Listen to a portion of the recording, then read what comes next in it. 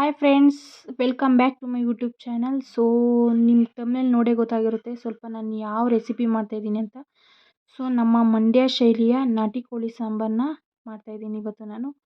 So ನೋಡ್ತಾ ಇದ್ದೀರಲ್ಲ, so ಬನ್ನಿ ನೋಡೋಣ ಯಾವ ರೀತಿ ಮಾಡ್ತಿದ್ದೀವಿ ಅಂತ. ಸೊ ನೋಡ್ತಾ ಇದ್ದೀರಲ್ಲ, ನಮ್ಮ ಮಂಡ್ಯ ಶೈಲಿನ ಕೋಳಿ ಯಾವ ಥರ ಕ್ಲೀನ್ ಮಾಡ್ತಾರೆ ಅಂತ. ಸೊ ಇಂಗ್ರೀಡಿಯೆಂಟ್ಸ್ ನೋಡೋಣ ಬನ್ನ.